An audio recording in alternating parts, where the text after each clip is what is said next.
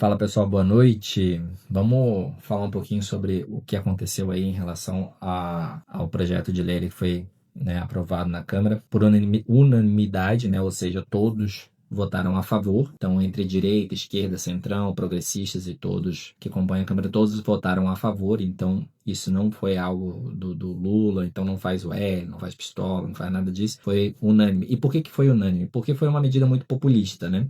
Populista e popular, né? E, logicamente, um dos políticos envolvidos ali iria querer ser o carrasco que teria votado como não, né? Muito pelo contrário, votaram sim, fizeram questão de que aparecessem seus nomes ali, né? Que fossem identificados e tudo mais, para que tivessem a oportunidade de morder e ser reconhecido por essa mordida, né? Essa boquinha aí no bolo ali, né? A cereja do bolo do governo, né? Porque, de fato, foi como o Haddad fala, foi um golaço do governo, porque é realmente uma medida que causa, né, muita repercussão, né, no povo. A gente está falando basicamente aí de 40% dos eleitores.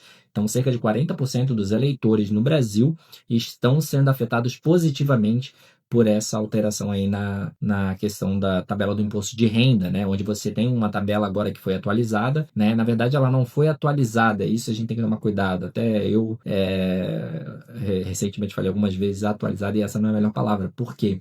Porque no projeto de lei não consta uma atualização anual pela inflação. E esse é um ponto que mostra, né, como o próprio Haddad falou também, ele usou o termo vagabundagem, né? Ele usou esse termo que era por vagabundagem, porque o fato de não ajustar, né? Ele não criticou ninguém diretamente, mas ele falou que o fato de você não incluir o reajuste anual da tabela do imposto de renda com a inflação, isso é uma atitude de vagabundagem, né? Uma vagabundagem esse fato. Então, o que que acontece? A tabela do imposto de renda, ela vinha sendo praticada desde muito tempo atrás, como se o salário das pessoas ainda fosse o mesmo de muito tempo atrás. Ou seja, para ficar mais claro em números, como se a gente estivesse recebendo R$ 600 na época para poder ser isento, né? Então você hoje não consegue viver com R$ 600. Então como é que você vai ser isento, né? Então não tem como. E atualizando esses valores pela inflação, você teria um número de 5 mil, né? 5 mil reais. E aí dá a impressão que foi atualizado, mas não foi atualizado. Eles só botaram um valor de 5 mil reais,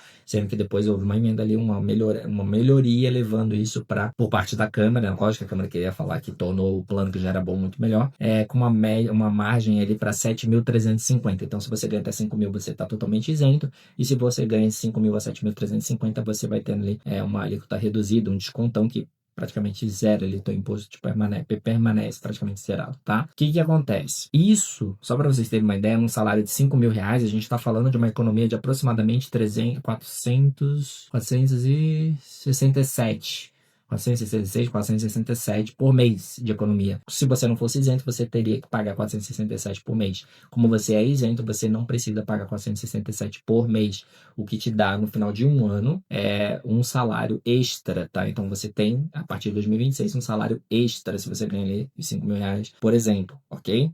Então o que acontece? Isso foi muito mal vendido, bem vendido, mas com maldade, né? Porque o que acontece? Se a intenção fosse realmente proteger o povo de ser taxado erroneamente, eles teriam colocado ali a questão da atualização pelo imposto, né? Pela inflação, né? Desculpa, corrigindo aqui, pela inflação. Por que que eu digo isso? Porque se você pegar esse mesmo salário de 5 mil, certo? Vamos usar aqui, para ficar mais fácil, o mesmo salário de 5 mil. Agora a gente pega ele e coloca daqui 4 anos sendo ajustado por uma inflação de 5. O salário da pessoa, tá? Esqueça a parte de imposto agora. O salário de 5 mil sendo ajustado ali a 5% de inflação média, que a nossa inflação média fica ali em 5,5, 6, vamos usar 5 para ficar mais fácil para vocês também. Então 10% de 5 mil é 500, 5% é R$ 250.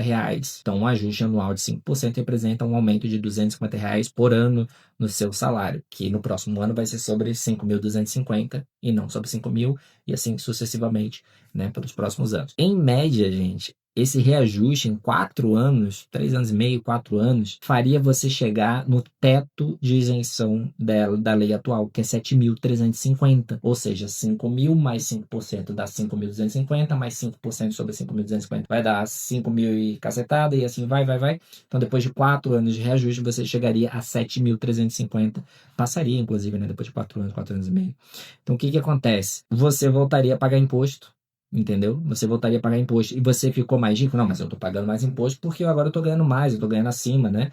Então é justo. Eu, lá em 2025, em setembro de 2025, eu apoiei, né, essa medida, eu apoiei, eu era a favor. Pô, que legal. Agora você não está mais rico porque o seu dinheiro só e somente só ajustou pela inflação, e você continua tendo que pagar imposto sem ter uma renda alta. Você não é considerado rico, como era a proposta, né, de taxar os ricos. Então você é considerado pobre, porque você continua com o mesmo salário que você tinha antes, só foi reajustado pela inflação para que ele continue comprando, né, mantendo o poder de compra, e aí você passa a pagar o imposto. Então agora é interessante para o governo essa medida, essa manobra, para gerar votos. Com certeza isso aí comprou a reeleição do Lula, né, sem a menor dúvida, não só essa medida, como outras aí que ele tem feito bem populistas, mas essa foi a mais forte de fato. E aí, depois de 4 anos, né, aí até lá eles vão propor outras melhorias ali, outras melhorias, né, para poder passar despercebido. O fato é que daqui 4 anos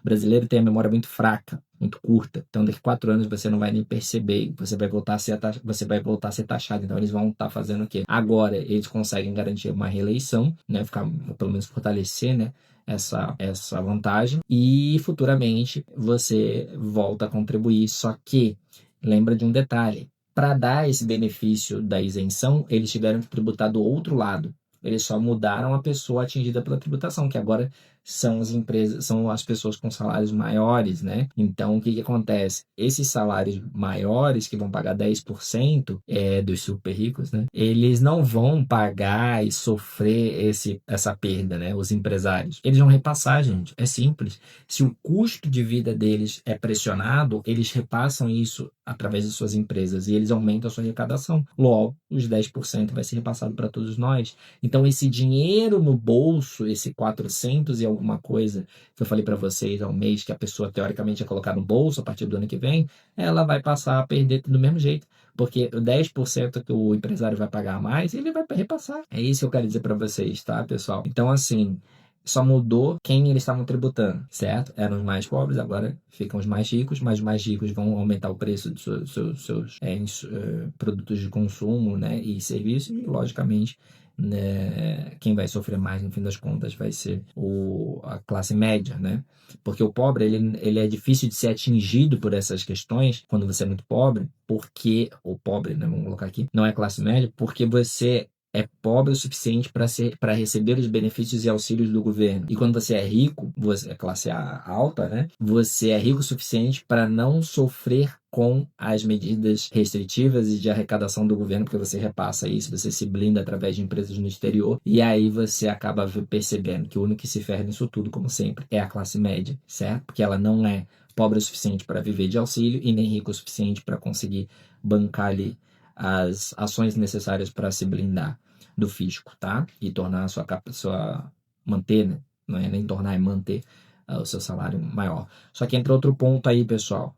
A questão do dinheiro, né? O dinheiro em circulação aumentando pressiona a inflação, que já está alta e não está controlada ainda.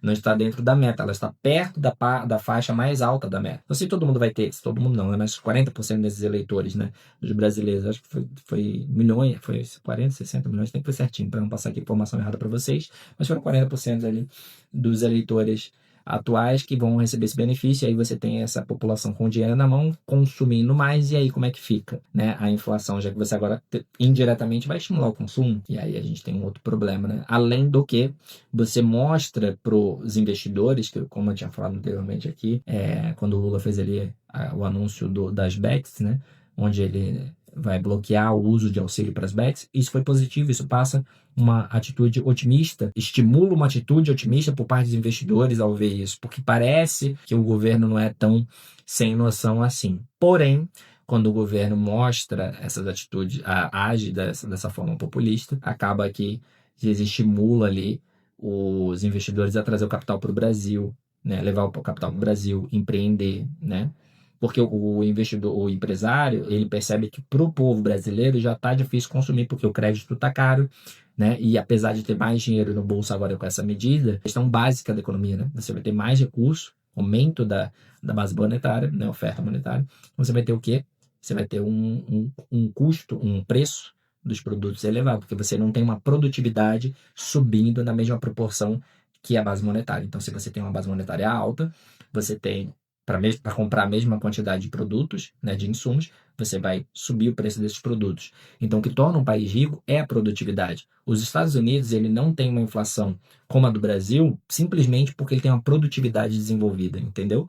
Porque lá você consegue investir com menos burocracia, com menos risco político, menos risco fiscal, você atrai mais investidores, você tem uma competitividade maior, porque você tem mais empresas indo para lá, você tem mais empresas se financiando a um crédito com juros atrelado a um juros menor, então elas têm como planejar para o longo prazo com mais segurança e assim contratar mais pessoas para produzir mais produtos para consumir, para que assim com seus salários elas consumam mais e assim as empresas produzem mais e consumem mais e assim vai crescendo o consumo e a produção paralelamente sem que haja uma inflação não saudável, porque a inflação controlada é saudável para a economia, ela mostra que há um movimento, há um crescimento, né? Ela não está inerte, ela não está parada.